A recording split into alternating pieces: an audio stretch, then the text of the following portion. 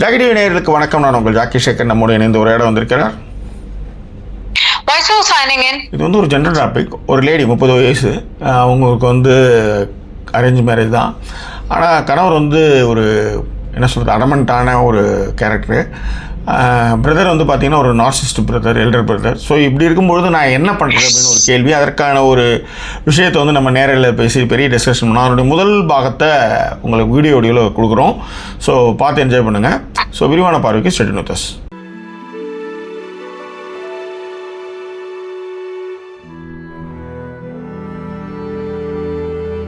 தொடர்ந்து ஆதரிக்கணும்னு நினைக்கிறவங்க டிஸ்பிளேல இருக்கிற டீடைல்ஸ் மூலமா உங்களுடைய சப்போர்ட்டுகளை எங்களுக்கு கொடுங்க. அண்ட் இதுவரை சப்போர்ட் பண்ணிக்கிட்டு இருக்கிற அனைத்து நெஞ்சுகளுக்கும் thank you so much for your love and support பண்ணும்போது ஃப்ரெண்ட்ஸ் அண்ட் ஃபேமிலிங்கிற கேட்டகரியில சப்போர்ட்டுகளை கொடுங்க. இது வந்து ஒரு ஜென்ரல் டாபிக் தான். இந்த ஜென்ரல் டாபிக்ல என்னன்னா 30 வயசு ஃபீமேல், அவங்க வந்து ஒரு கோராமை எழுதி வச்சுருந்தாங்க. அந்த கோராமை என்ன அப்படின்றத நான் ஏற்கனவே வந்து போட்டிருக்கணும். ஆனால் நான் கொஞ்சம் வேலை பழுவில் நான் மறந்துட்டேன். Very sorry. இப்போ நம்ம வாட்ஸ்அப் சேனலில் அதை பற்றின அந்த இதை வந்து அதை வந்து போட்டுட்டு வரேன். ஸோ என்னென்னா ஏங்க அப்படியே அமுக்குன மாதிரியே உட்காந்துட்டு இருக்கீங்களாங்க, என்னாச்சுன்னு சொல்லுங்க. ஓகே, இல்ல சார், ஏன் சார் நீங்க ஒரு ஃப்ளோல நான் வாட்ஸ்அப் சேனல்ல போட்டு வரேன். அது என்னன்னா அப்படிங்க அது வந்து நீங்க அப்படியே வாயில என்ன கொழுக்கட்டை வச்சுட்டு இருக்க மாதிரி உட்காந்துட்டு இருக்கீங்க மேடம் நீங்க. ஓகே ஓகே நான் போடுறேன்னும் போது ஆமா அவர் போட்டு வரதுக்குள்ள நீங்க உள்ளார வரணும்ல. ஏன்னா எனக்கு வந்து நிறைய விஷயம் புரியவே இல்லை. அப்படியே வந்து எள்ளுன்னா எண்ணெயா இருக்குன்ற மாதிரி தான் இருக்கிறீங்களா கோசரம். ஆனால் நல்ல நேரத்துல எல்லாம் காலை வாரி விட்டுறீங்க நீங்க எல்லாருமே. அதுதான் அப்படியே வந்து இன்னும் அப்படியே சொன்னா அப்படியே என்னது எழுந்துரு படுனா படு உட்காருனா உட்காருன்ற மாதிரி ஃபீல் கொடுப்பாளுங்க. கடைசியில் பார்த்தா கைட்டு விட்டு போயிட்டே இருப்பாளுங்க. ஐயோ படிக்கவே சொல்றாங்க. என்ன கதை என்னன்னா, ஃபர்ஸ்ட் கதையை ரொம்ப சுருக்கமா ஏற்கனவே ஜாக்கி சொல்லிட்டாங்க. நான் அப்படியே லைன் பை லைன் படிச்சிடுறேன். அவங்க வந்து ஒரு 30 year old working. Line by line படிக்காதீங்க, அப்படியே சரி வாங்க, என்ன டைம் ஆகும் நம்மளுக்கும். இப்படிதான் சரி. இப்ப நான் சொல்றேன் பாருங்க. இருங்க, நான் இது வரையுமே நம்ம வந்து நல்லா ஓலா மாதிரி பேசிட்டோம். இருங்க ஒரு நிமிஷம், இப்ப ஆரம்பிச்சு போயிடலாம். அப்பதான் அது கட் பண்ணி போறது கரெக்டா இருக்கும்.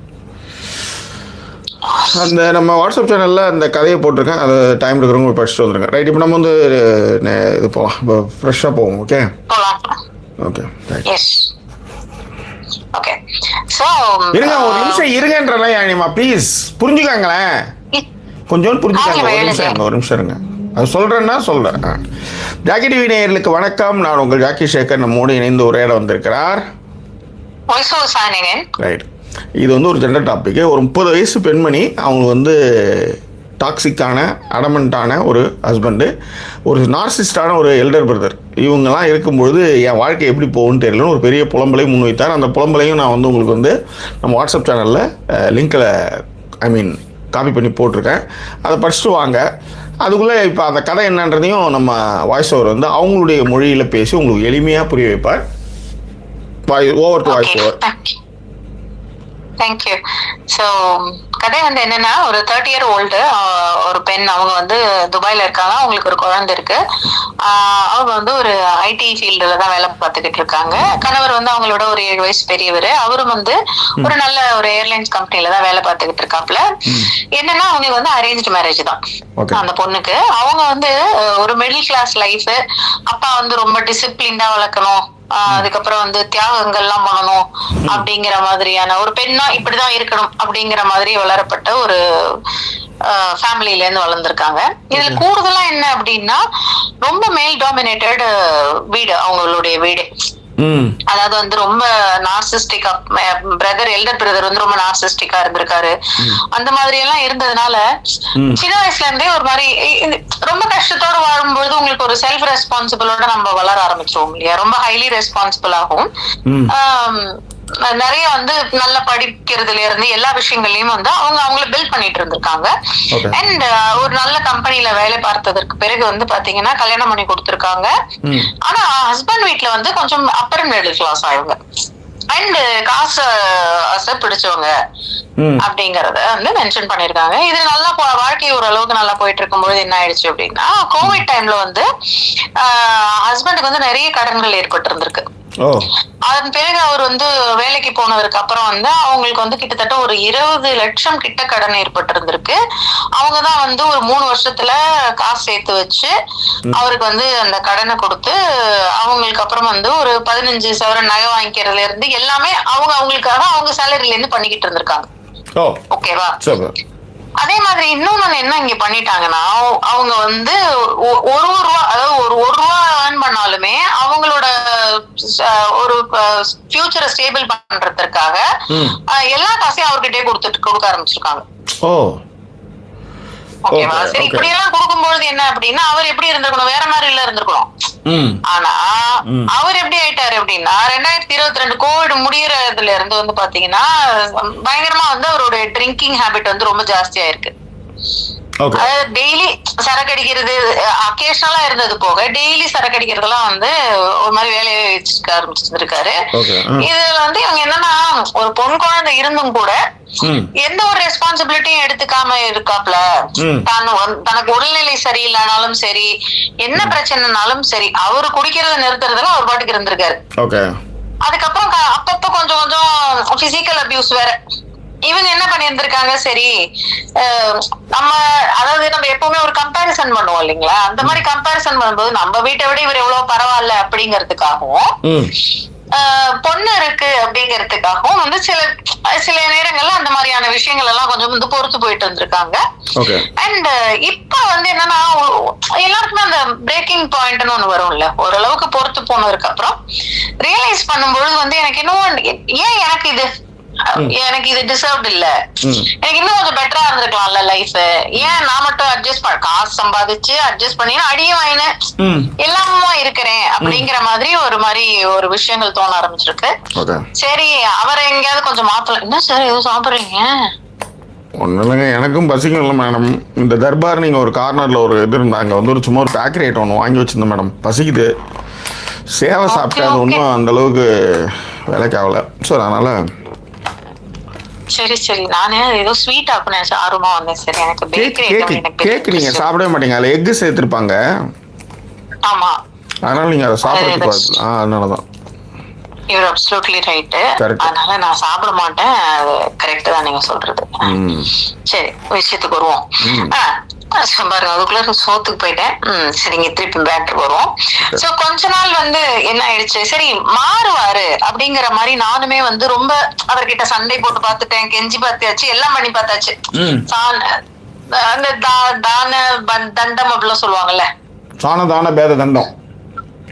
ஆமா, அந்த மாதிரி எல்லாம் ட்ரை பண்ணி பார்த்துட்டேன், ஒன்னும் ஒர்க் அவுட் ஆகல. ரொம்ப வந்து சரி எல்லாம் இந்த மாதிரி எல்லாம் கத்தி சண்டை போட்டு இதெல்லாம் பார்த்தாச்சு, சரி சப்போர்ட்டிவா இருப்போம் அப்படின்னு பார்த்தேன், அதுவுமே ஒர்க் அவுட் ஆகல. அவர் வந்து அந்த குடிக்கிற பழக்கம் இன்னுமே வேர்சன் ஆகிட்டு இருக்கே தவிர்த்து ஒன்னும் வந்து பெருசா இல்ல. சரி, இப்படி இருக்கும் நிலைமையில போய் பெரியவங்கள்ட்ட சொல்லிடுவோம் அப்படிங்கிற மாதிரி அவங்க எங்களுடைய மாமனார் மாமியார் கிட்ட போய் சொன்னா, அவங்க வந்து ஏற்கனவே சொல்லிட்டாங்களா, ரொம்ப காசாசை பிடிச்சவன், அவங்க சிம்பிளா சொல்லிட்டாங்க, அட்ஜஸ்ட் பண்ணிருமா அப்படின்னு சொல்லிட்டு. ஏன்னா இவங்கள்ட்ட இவங்க சம்பாதிக்கிறாங்க. சோ இதுக்கு சரி இப்ப சரி நம்ம பேரண்ட் சைடு போலாம் அப்படின்னு பார்த்தா சும்மா எமோஷனலா ஓரளவுக்கு சப்போர்ட் கொடுக்குறாங்களே தவிர்த்து மத்தபடி வேற எதுவும் வந்து எனக்கு ஒரு அட்வைஸோ மத்த டிசிஷன்ஸ்க்கோ எனக்கு வந்து அவங்க ஹெல்ப் பண்ண மாட்டேங்கிறாங்க. இப்ப வந்து என்ன அப்படின்னா, எனக்கு ஒர்க் ஃப்ரம் ஹோம் ஆப்பர்ச்சுனிட்டி வேற கொடுத்துட்டாங்க நான் வேலை பாக்குற இடத்துல. சோ எனக்கு ரொம்ப பயமா இருக்கு. எனக்கு வந்து மூவ் ஆன் ஆறதுக்கும் பயமா இருக்கு, டிவோர்ஸ் ஆறதுக்கும் வந்து பண்றதுக்கும் பயமா இருக்கு. ஏன்னா ஒரு 30 வயசுல குழந்தையோட இருக்கும்பொழுது லைஃப ரீஸ்டார்ட் பண்றதுக்கே வந்து ரொம்ப ஒரு பயம் ஏற்படும் இல்லையா, அது ஒண்ணு. எல்லாத்துக்கும் மேல கடைசியா அவங்க முடிச்சதுதான். ஆனாலும் கூட நான் இன்னும் அவரை காதலிக்கிறேன். அவர்தான் என்னோட ஃபர்ஸ்ட் லவ். 22 வயசுல கல்யாணம் பண்ணி கொடுத்துட்டாங்க. ஆனா வந்து அவர்தான் வந்து லவ் ஃபர்ஸ்ட் லவ்வா இருக்கிறதுனால எனக்கு வந்து என் லைஃப் வந்து ஆரம்பிக்கிறதுக்குள்ளே முடிஞ்சிருச்சே அப்படிங்கிற மாதிரி ஒரு ஃபீலிங் இருக்கு அப்படின்னு சொல்லி அவங்களுடைய விஷயங்களை சொல்லியிருக்காங்க.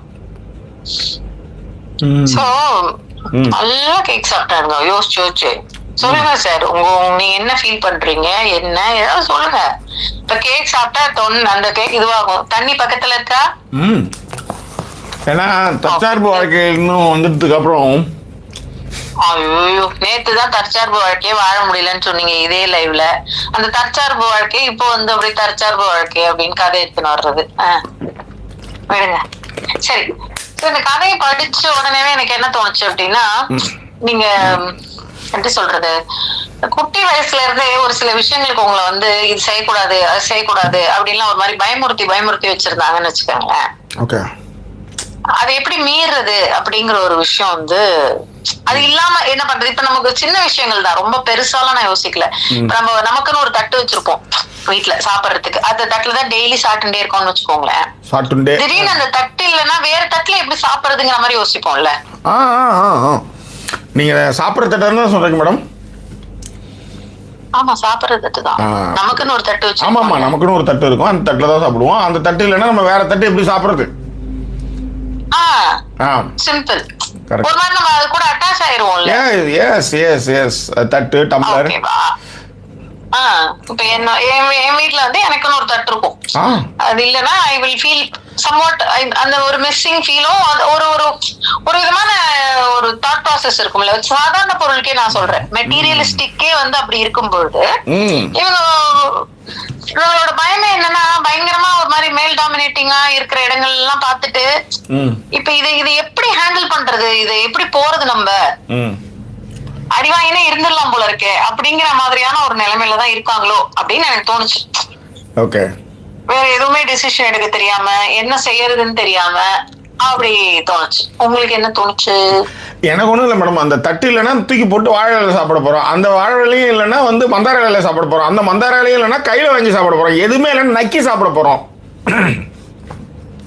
ஓகே, அப்படி சொல்றேன். The life is move on madam. 12B பஸ்ஸுக்காக வெயிட் பண்ணியிருந்தா எவ்வளோ நேரத்துக்கு தான் நீங்கள் 12Bக்காக வெயிட் பண்ணிட்டு இருப்பீங்க? சக்குன்னு 17Bயோ ஏதோ சிஓ பிடிச்சி ஏறி போய் 13Bயை பிடிச்சி 12B போகிற இடத்துக்கு போய் சேர வேண்டியதான். 12Bயில் தான் நான் பண்ணுவேன், நான் 12Bயில் தான் ஏறுவேன், 12B இல்லைன்னா என்னால் இறங்கவே முடியாது, ஏறவே முடியாது அப்படின்னீங்கன்னா அங்கேயே நின்றுட்டு இருக்க கரும்பு கடை, அங்கேயே தட்டு இல்லைன்னா அங்கே நக்கிக்கிட்டு கடை அப்படின்ற மாதிரி போயிட்டே இருக்க வேண்டியதான். பட் இதுல ஒரு விஷயம் இருக்கு இல்லையா சார், இப்ப 12B மாதிரி நீங்க வந்து வாழ்க்கையை ஒப்பிட முடியாதுல்ல, ஒரு பயம் இருக்கும் இல்ல திடீர்னு. ஆக்சுவலி இந்த இந்த இந்த ரிலேட்டடான விஷயங்கள்ல எனக்கு ஒரு டிவோர்ஸ் தோழி ஒருத்தவங்க இருந்தாங்க, டிவோர்ஸ் பண்ண தோழி. அவங்க வந்து இத்தனைக்கும் ஒரே இடத்துல வேலை செய்யும்போது காதலித்து திருமணம் செய்து கொண்டவர்கள். அவங்க பயங்கர டாக்ஸிக் ஆக ஆரம்பிச்சு ஒரு கட்டத்தில் வந்து குழந்தை இருக்கும்போது எமோஷனலாக பிளாக்மெயிலே பண்ண ஆரம்பிச்சு, இருந்தாலும் வந்து அதாவது அவங்க என்ன சொன்னாங்கன்னா, அதாவது நான் மாடு மாதிரி உழைக்கிறதுக்கு தயாராக இருக்கிறேன் ஜாக்கி, ஆனால் அதாவது எப்படி சொல்கிறேன்னா என்னை வந்து அவன் வந்து ஃபுல் அண்ட் ஃபுல் வந்து என்னுடைய உணர்வுகளே அவன் புரிஞ்சுக்கவே இல்லை. என்னை வந்து யூஸ் பண்ணுறதுல தான் வந்து இதுவாக இருந்தான். ஒரு ஒரு ஒரு சண்டை முடிஞ்சா ஒரு ஒரு ஒன்றும் இல்லை, ஒரு ஒரு சாப்பாடு வாங்கி கொடுத்து ஒரு படத்துக்கு போனாலும் என்ன கரெக்ட் பண்ணிடலாம் ஈஸியா. அந்த கருமமே அந்த சனி எனக்கு தெரியல.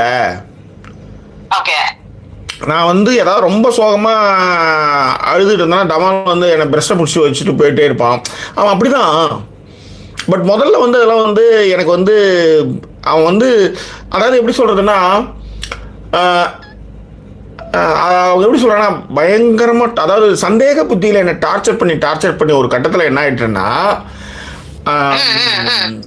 ஒரே ஆளாக போய் டைவோர்ஸும் ஏதோ வாங்கினாங்க போல இருக்கு. வாங்கின அன்னைக்கு அவங்க வக்கீல் சொன்னாங்களாம், அதாவது இந்த வீட்டில் இதுக்கு முன்னாடி வரலையும் ஒருத்தவன் உங்களை வந்து வெர்பல் அபியூஸும் டாக்ஸிக்காகவும் அவனை வந்து சந்தேக புத்தியோட அவங்க வந்து டார்ச்சர் பண்ணிட்டு இருந்தான். இந்த செகண்ட் இன்னைக்கு நைட்லேருந்து அவன் வந்து உங்கள் வாழ்க்கையில் கிடையவே கிடையாது, கவர்மெண்ட் வந்து அதுக்கான பத்திரத்தை கொடுத்துருக்கா, டிவோர்ஸ் பேப்பர் அப்படின்னு சொன்ன அந்த நாள் வந்து என் நாளில் இனிய நாள் அப்படின்றாங்க. இத்தனைக்கு லவ் மேரேஜ் பண்ண இவங்க வந்து அரேஞ்ச் மேரேஜ் தான். ஒரு ரெஸ்பான்சிபிலிட்டி இல்லாத ஒருத்தன் வந்து எப்படி நீங்கள் லவ் பண்ணுவீங்கன்னு எனக்கு தெரியல. ஆனால் லவ் பண்ணுறாங்க மேடம் உண்மையிலே. நான் வந்து அந்த இதை வாபஸ் வாங்கிக்கிறேன். அதாவது கோணலாக இருந்தாலும் உங்களோட அக்கௌண்ட்ல வந்து தப்பே கிடையாது. அந்த கோணலை வந்து நீங்கள் வந்து போடும்போது தான் வந்து நம்மளுக்கு வந்து நிறைய இடங்கள் முரண் நிறைய இருக்குது. அதனால் நம்மளுக்கு சொல்லவே முடியாது. இப்போ இவங்களே வந்து இந்த உறவை காத்த கிளி, இந்த டி ராஜேந்தர் படத்தெல்லாம் வந்து தங்கச்சிங்க என்ன பண்ணும் எல்லாம் வந்து செய்வார், நல்லது தான் செய்வார் டி ராஜேந்தர். ஆனால் என் புருஷன் எப்படி கை வைக்கலான்டுவாங்க. இதுங்க ஓலாவுக்கு வந்து நம்ம வந்து ஊருக்காயா இருப்போம் பாருங்க, புரியுதுங்களா? அதுதான் சொல்லுங்க. நான் சொல்லிட்டேன். இப்போ இவங்க இந்த கதையெல்லாம் படிச்சுட்டு வந்தாங்க, இவங்கெல்லாம் பதில் சொல்லிட்டோம், அப்படியே கதையை முடிப்போம். ஓகே, இவங்களாம் இன்னும் எதுவும் பதில் சொல்ல ஆரம்பிக்கல. ரம்யா மட்டும் ஒரு கேள்வி கேட்டிருக்கா, மற்றபடி யாரெல்லாம் வந்திருக்காங்க என்னன்னு படிக்கலாம். ப்ளீஸ் படிங்க.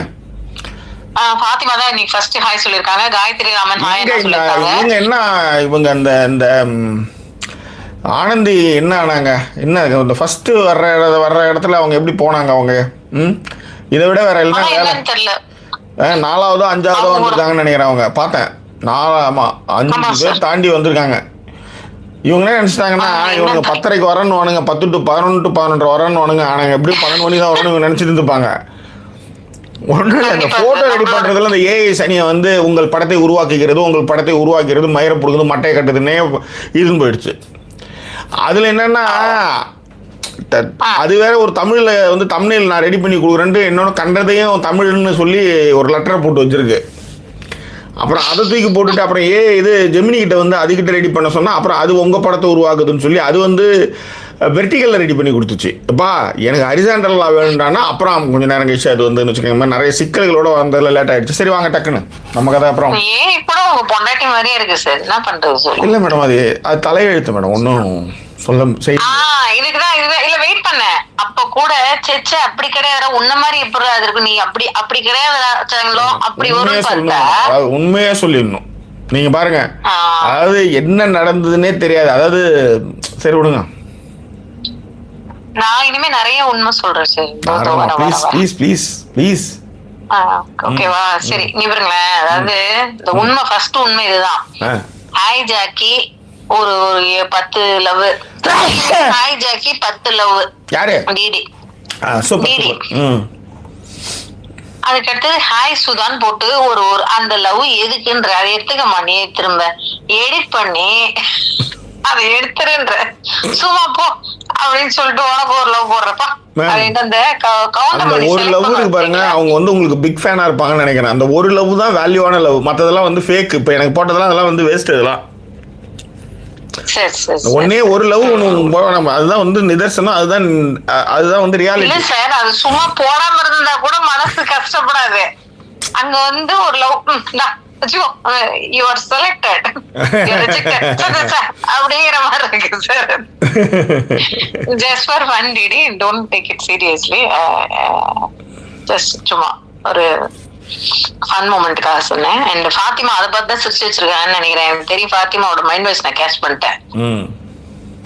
ஓகே, அண்ட் தென் கீழே பேச்சு ஜிஜே வந்திருக்காங்க. ஜிஜே வந்து என்னன்னா இங்க வந்து ஹாய் கேட்டாங்க, ஓகேங்களா? இப்ப லைவ் வரதுக்கு முன்னாடி அவரை என்கிட்ட வந்து மெசேஜ்ல வேற மிரட்டிருந்தாங்க, லைவ் எப்பதான் ஆரம்பிக்க போறீங்க, ஒருத்தவங்க கிச்சனுக்கு போறணுங்கிற ஒரு டிரைவிங் ஃபோர்ஸ் நீங்க ஏற்படுத்துவீங்களா மாட்டீங்களா அப்படின்னு மாட்டுறேன். பிறகு வந்து அனலட்சுமி வந்திருக்காங்க. ஃபர்ஸ்ட் லைக் அவங்க தான் கொடுத்துருந்தாங்களாம். அண்ட் வள்ளி வந்திருக்காங்க. அவ்வளோதான் லேட் இன்னைக்கு. வள்ளி வள்ளி வந்தான் வடிவேலந்தான். சொல்லுங்க. Okay, super. அனலட்சுமியும் நிறைய லவ்ஸ் கொடுத்துருக்காங்க உங்களுக்கு. அண்ட் ஸ்ரீலலிதாவும் ஹாய் சொல்லியிருக்காங்க. நஸ்ரீன் பாத்தீங்களா, ரொம்ப நாள் ஆளையே காணோம். ஏதோ தலைமறைவா இருந்துட்டு இப்பதான் நான் வந்திருக்கேன் அப்படின்னு ஒரு ஸ்டேட்மெண்ட். என்ன பண்ணுச்சுன்னு தெரியலையே. இதெல்லாம் நான் ரொம்ப தெளிவா இருக்கேன். இந்த மிஸ் யூ இதெல்லாம் நான் உண்மையிலே இந்த பயணத்துல வந்து நான் ரொம்ப தெளிவடைஞ்சதுக்கு ரொம்ப நன்றி. இறைவனுக்கு நன்றி, அம்மாவுக்கு நன்றி. எங்க அம்மாவுக்கு நான் நன்றி சொல்லி ஆகணும். ஏன்னா நிறைய இடங்கள் அவங்களாம் வந்து வழி நடத்துவாங்க. உண்மையிலே நன்றி சொல்லணும், சீரியஸ்லி. எஸ், சொல்லுங்க அடுத்தது. ஓகே, இது அடுத்து ஸ்ரீலலிதா இப்ப லைக் போட்டு போயிடுறாங்களா, நாளைக்கு பாக்குறேன் அப்படின்ட்டு பிராக்கெட்ல 1.5 hour வீடியோ பேசிட்டு போங்க, டுமாரோ நிறைய வேலை இருக்கு. உங்க வீடியோ வரலட்சுமி நோம்புக்கு எல்லாம் வந்து அது இதுன்னு வாங்கின்னு போயிட்டு இருந்ததுங்க. மயிலாப்பூரே களை கட்டுச்சு இன்னைக்கு. நம்ம காரை போய் நிறுத்தத்துக்குள்ள போதும் போதுன்னு ஆச்சுன்னு வச்சுக்கோங்களேன். ஸோ அதனால வரலட்சுமி விரதத்திற்காக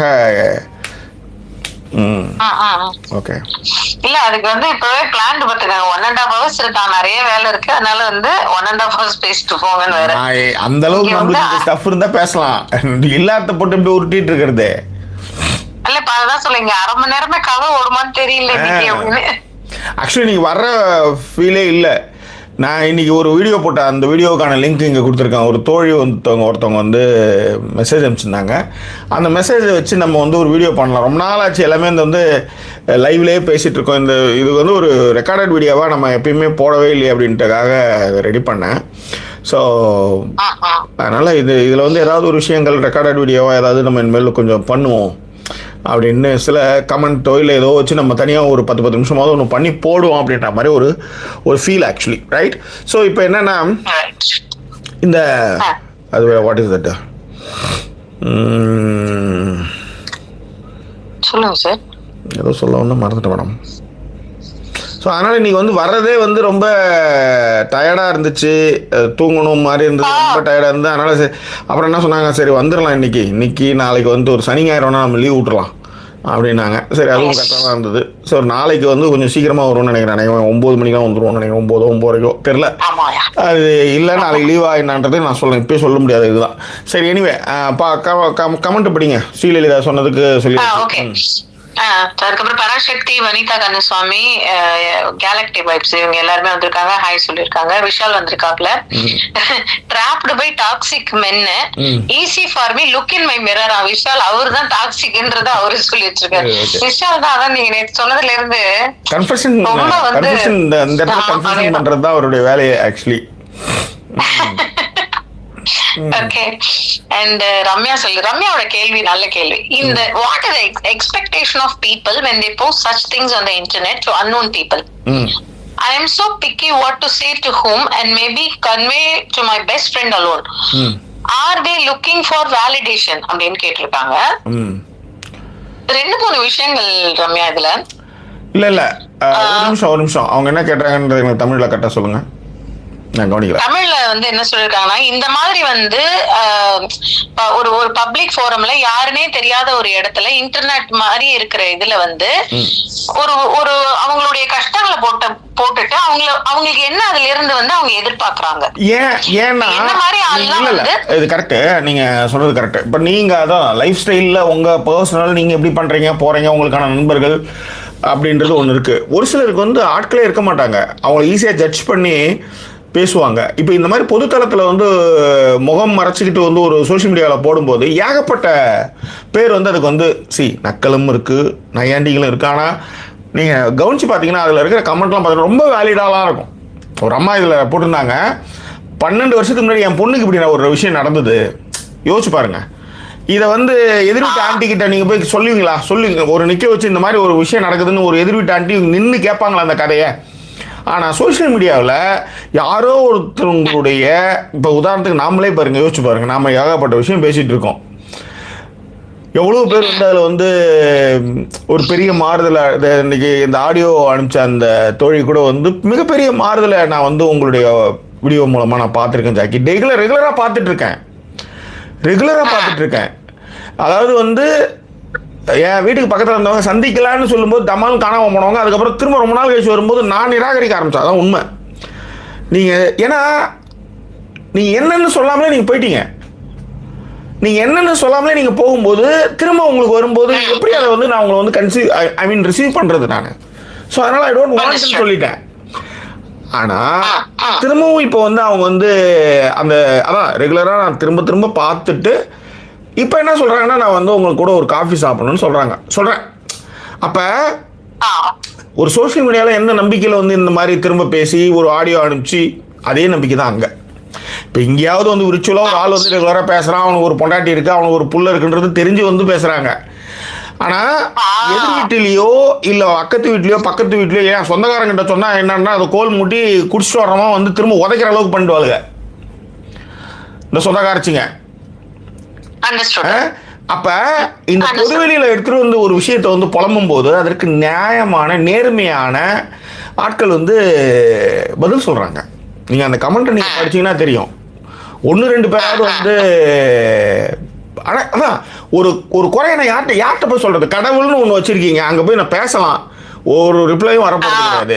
ஆனா இந்த மாதிரி ஒரு இடத்துல பல்வேறு தரப்பட்ட மனநிலையில இருக்கக்கூடிய பல்வேறு தரப்பட்ட மனிதர்கள் வந்து அதற்கு வந்து இது கொடுக்குறாங்க, ஐடியா கொடுக்குறாங்க. அப்ப அந்த ஐடியா கொடுக்கும்போது அதுல ஒரு உண்மையிலேயே அது எப்படி சொல்றதுன்னா அந்த my daughter went through something similar for 12 years. A 100% narcissistic husband. She has a 2 daughter. Nobody in the family got a clue of what my daughter went through physically, financially, emotionally and psychologically. She is a gold medalist, PhD in medical microbiology and holds responsible job in UAE. Just 3 years back, not being able to tolerate anymore, she confined to us. We tired everything on earth to compromise and put some sense into him. Nothing worked on the contrary. I realized that my daughter, my precious child, needed deep understanding of her dire situation. We as a parent supported her by all manners, gave her courage to step out of this cruel marriage. She shifted with her 2 daughters to another emirate. Gradually she came out with a divorce notice. That shocked him. Because narcissist that he is, his image was important to him. Now she is at peace, even though life is real struggle, bringing up 2 daughter, juggling office and domestic front. He just visit them sometimes. They are co-parenting but have nothing personal between them. We as a parent support her in every way. Life is difficult for her, but my dear daughter, my child is much more peaceful. So my dear girl, I can understand your plight. Initially it is very difficult and a real roller coaster ride emotionally, but believe me, there is a beautiful life ahead of you. God bless you. Sometimes for some unknown reasons God tests us, but we should also be smart enough to put a stop to the nonsense that life throws at us. அப்படின்னு மீனா ஷேக்கர் ஒருத்தவங்க போட்டிருக்காங்க. இந்த இப்படியான ஒரு தன்னம்பிக்கைய பெத்த ஆத்தா கொடுக்க மாட்டான், பெத்த அப்பா கொடுக்க மாட்டான், கூட இருக்கிற அண்ணன் கொடுக்க மாட்டான். அட்ஜஸ்ட் பண்ணி வாழுன்னு சொல்லுவான். மாப்பிள்ளை வந்து தங்கம், அவருக்கு சிகரெட் பழக்கமே கிடையாது, தண்ணி அடிக்கிற பழக்கம் கிடையாது, பொம்பளை பழக்கம் கூட கிடையாது, இதை விட வேற உனக்கு என்ன வேணும் அப்படின்னுவான். அவன் நார்சிஸ்டா இருப்பான். இந்த மாதிரியான கபோதிகளையும் ஆட்களை நான் நிறைய பார்த்துருக்கேன்னு வச்சுக்கோங்களேன். அதனாலதான் ரம்யா இப்படியான ஒரு பொதுதளத்துல வந்து, ஏன்னா எங்க யாரும் ஜட்ஜ் பண்ண போறது இல்லை, பேரும் கிடையாது ஊரும் கிடையாது, 30 வயசு தான் தெரியும். அதனாலதான் இங்க வந்து அதை மாதிரி கொட்டும் பொழுது அது வந்து அது பேர் ஃப்ளர்ட்ல இருந்து ஒன்றும் இல்லை, அலுவலகத்தில் வந்து திருமணத்துக்கு பிறகான காதல்ல இருந்து இந்த அது பேர் என்ன திருமணத்திற்கு பிறகான தொடர்புல இருந்து ஏகப்பட்ட விஷயங்கள் இங்கே வந்து விவாதிக்கிறார்கள். அதில் நிறைய விஷயங்களை வந்து அவங்க ரொம்ப நேர்மையாகவும் நியாயமாகவும் அதை சொல்கிறாங்க ஆக்சுவலி. ஸோ அப்படி இருக்கும் பொழுது இந்த பொதுத்தளத்தில் நம்ம இவ்வளவு பேசுறதுனால தான் இவ்வளோ பேர் வந்து இவ்வளோ ஆடியன்ஸ் வந்து இங்கே வந்து ஃபாலோ பண்ணுறாங்க. அது வந்து சம்வேர் எல்ஸ் வந்து அவங்களுக்கு வந்து அது வந்து ஹெல்ப்ஃபுல்லாக இருக்கு. So this is the point I want to share with this. இதுல என்னோட பாயிண்ட்டும் வந்து மோரல்லஸ் நீங்க நிறைய விஷயங்கள் சொன்னீங்க ஜெகி. எல்லாத்தையும் விட இன்னொரு விஷயம் என்ன அப்படின்னா, என்னோட பிளேஸ்ல தான் நான் இப்ப பொருத்தி பாக்குறேன்னு வச்சுக்கோங்களேன். இப்ப எனக்குலாம் ஃப்ரெண்ட்ஸே கிடையாது. இப்ப நீங்க ரம்யா நீங்க என்ன சொன்னீங்கன்னா ஃப்ரெண்ட்ஸ் கிட்ட பேசிடுவேன் அப்படின்னு சொன்னீங்கல்ல, ஃப்ரெண்ட்ஸே கிடையாது. ஃப்ரெண்ட்ஸே இல்லாம எப்படி இருப்பாங்க? இல்ல இருப்பாங்க, அந்த மாதிரியான ஆட்கள் இருப்பாங்க. இது ஒண்ணு. இன்னொன்னு இப்ப ஜாக்கி சொன்ன மாதிரிதான், யாரோ ஒருத்தர் நீ செய்யறது ரைட்டுன்னு சொல்றதுக்கு ஒரு ஆள் வேணும் இல்ல. இங்க நிறைய பேர் அந்த ரைட்டுன்னு சொல்லுவாங்க. நிறைய பேர் வந்து எல்லாத்த விட இன்னொரு ஒரு விஷயம் என்ன அப்படின்னா, இந்த இடத்துல நிறைய பேர் அவங்களோட கதைகளை சொல்லுவாங்க. இப்ப அக்காவோ அவங்க உங்க வீட்டுல எப்படி இந்த கதைகள் இருக்கும். இப்ப இதுலயே பாத்தீங்கன்னா ஒரு பொண்ணு வந்து நான் ஒரு வயசு குழந்தை என்கிட்ட கொடுத்துட்டு போயிட்டா, நார்சிஸ்டிக் அவன் என்கிட்ட வந்து குழந்தை பிறந்த உடனே போயிட்டான், நான் வந்து குழந்தை தூக்கிட்டு வெளில வந்தேன், இப்ப இல்லைன்னா எப்போ வெளில வருவ, உன் பொண்ணுக்கு வந்து அபியூஸ்டு ஃபாதரோட வந்து நீ உட்கார்ந்துகிட்டு இருப்ப, அடுத்து உன் பொண்ணையும் கஷ்டப்படுத்தாத அப்படின்னு சொல்றவங்களா இருக்கட்டும். ஒருத்தவங்க வந்து எனக்கு இந்த மாதிரியான ஃபீல் இருக்கு அப்படின்றதா இருக்கட்டும். சில பேர் வந்து ஐயோ சில பேர் சொல்றதெல்லாம் வந்து பாத்தீங்கன்னா கொஞ்சம் சிரிப்பாவே இருந்தது. அதாவது ஒரு பொண்ணு போட்டிருந்தது, லவ்வ மட்டும் விட்டுறாதீங்க, கடைசி வரைக்கும் நீங்க வந்து அந்த லவ்வ விட்டுறாதீங்க, அவங்க இப்படிதான் இருப்பாங்க கொடுங்குங்க. இது மாதிரியான சனியன்களும் இருக்குது. இதாவது இவர்களால வந்து தைரியமா இருக்கவே முடியாது. ஊராமுட்ல இருக்கிறதே நண்டு இங்க தமிழ் நண்டு காலை பிடிச்சிருக்கிற கதை இந்த சனியன்லாம். அதுதான் அந்த மாதிரியான ஆட்களும் இருக்குது. அதாவது ஆண்கள் என்றால் இப்படித்தானே இருப்பார்கள், நீ அவன் மயிரை புடுங்கி கொண்டிருக்கதானே உன் வேலை அப்படின்னு பேசுறவங்களும் இருக்கத்தான் செய்கிறார்கள். That's all. அதுதான் மேட்டர். சோ இந்த மாதிரியான ஆட்களும் இருக்காங்க. பட் இதுல முக்காவாசி பேர் வந்து நான் இந்த நிலைமையில இருக்கேன், சோ உனக்கு ஒன்னும் பிரச்சனை இல்லை, வெளியில வா அப்படின்னு சொல்லும்போது இன்னுமே தைரியம் வரும்.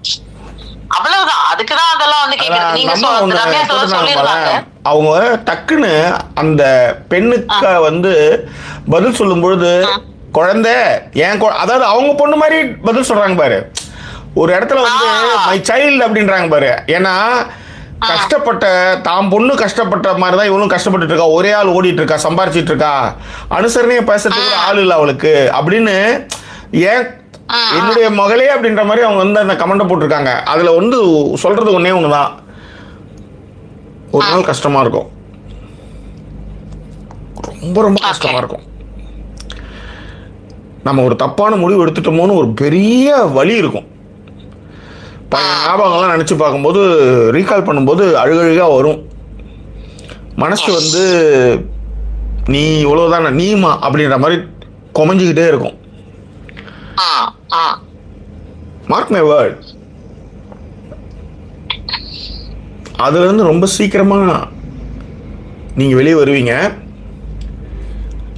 பியூட்டிஃபுல்லான விஷயம் என்னன்னா, நீங்க எதையெல்லாம் பார்க்கறதுக்கப்ப வந்து ரொம்ப ஹாப்பியா, ரொம்ப அந்த அந்த இடத்துக்கு போகும்போதே உங்களுக்கு வந்து ஹாப்பினஸ் இருக்கும். அவங்கள பார்க்கும்போதே, பர்சனை பார்க்கும்போதே நம்மளுக்கு வந்து ஒரு ஹாப்பினஸ் இருக்கும். அது எல்லாமே வந்து எவ்வளவுக்கு வந்து கொண்டாட்டமான நிலையில் போய் ஒரு இடத்த நம்ம வந்து அணுகிறோமோ அந்த இடம் வந்து ஒரு மாதிரி எரிச்சலினுடைய உச்சமாவே, அந்த இடமா பார்க்கறதுக்கே கேவலமா இருக்க மாதிரி இருக்கும். அடுத்தது நீங்க வந்து ரொம்ப பெஸ்டான ஒரு மொமெண்ட் எடுத்துட்டீங்கன்றத ஒரு 2 மாசத்துல நீங்க உணர்ந்துருவீங்க. அதெல்லாம் அந்த அம்மா வந்து அந்த பொண்ணுக்கு வந்து சொல்றாங்க, கவலைப்படாத, சீக்கிரம் வெளியே வந்துடலாம் அப்படின்ட்டு. இப்போ உதாரணத்துக்கு வந்து நைட்டு நீங்க கூத்து பார்க்க போகும்போது பாத்தீங்கன்னா, ஏதோ ஒரு இடத்துல படுத்து என்ஜாய் பண்ணிடுவோம். நாடகத்தையோ 3 படம்லாம் நைட்டு போடும்போது பார்த்தா என்ன இருட்டு இல்லை, எங்க என்ன இருக்குன்னு தெரியாது. பட் காலையில நீங்க அந்த சூரிய வெளிச்சத்துல இங்கதான் உட்காந்து படம் பார்த்தோம் அப்படின்னும் போது இங்கேதான் உட்காந்து நைட்டு படம் இங்கேதான் உட்காந்து பார்த்தோன்ற மாதிரி இருக்கும். ரைட்? ஸோ அதுதான் எக்ஸாம்பிளா சொல்றேன். அதுதான் நீங்க எதையெல்லாம் கொண்டாட்ட மண்ணில் பார்த்தீங்களோ அதெல்லாமே வந்து வெறுப்பு அட அப்படின்ற மாதிரி இருக்கும். ஸோ அது வந்து அதான் அந்த ஃபர்ஸ்ட் எடுக்கும்போது ரொம்ப கஷ்டமா இருக்கும், ரொம்ப ரொம்ப கஷ்டமா இருக்கும். இந்த வலியை வந்து சொல்லவே முடியாது. அதுக்கப்புறம் பார்த்தீங்கன்னா அது அப்படியே பழகிடுச்சுன்னா அதுக்கப்புறம் வந்துடலான்றது தான் அந்த அம்மா வந்து அந்த பொண்ணுக்கு வந்து சொல்லாங்க. அது மட்டும் கிடையாது, வா எனக்காவது என் பொண்ணுக்காவது 2 பொண்ணு இருந்தது, ரைட், உனக்கு அப்படிலாம் இல்லை, சீக்கிரம் வந்துடலாம் அப்படின்னு அவங்க போட்டிருந்த அந்த கமெண்ட் உண்மையிலே ஆக்சுவலி இந்த கதையை படிச்சுட்டேன். எப்பயுமே கமெண்ட் வந்து வேல்யூபிளாக யாராவது போட்டிருந்தாங்கன்னா தான் அந்த சப்ஜெக்ட் நான் எடுப்பேன். அப்படி தான் இதை நான் எடுத்தேன். ஸோ அந்த எனக்கு தெரிஞ்சு அந்த சப்ஜெக்ட் அந்த அம்மா போட்ட கமெண்ட்டை கூட உங்களுக்கு வந்து நான் போடுறேன். ஏன்னா அப்போ தான் அது வந்து உங்களுக்கு, ஏன்னா நம்ம ஓலா உடலன்றதுக்காக தான் போடுறதே ஆக்சுவலி. இன்னும் இதை நான் செய்யறதுக்கு காரணமும் அதுதான்.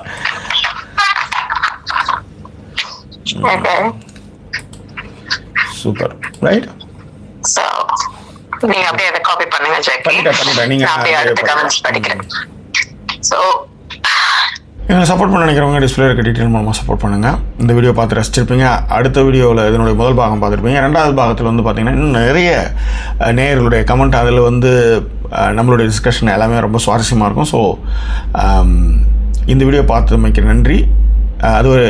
அடுத்த வீடியோ வரை நன்றி கூறி விடைபெறுவது உங்கள் ஜாக்கி சேகர் மற்றும் signing off.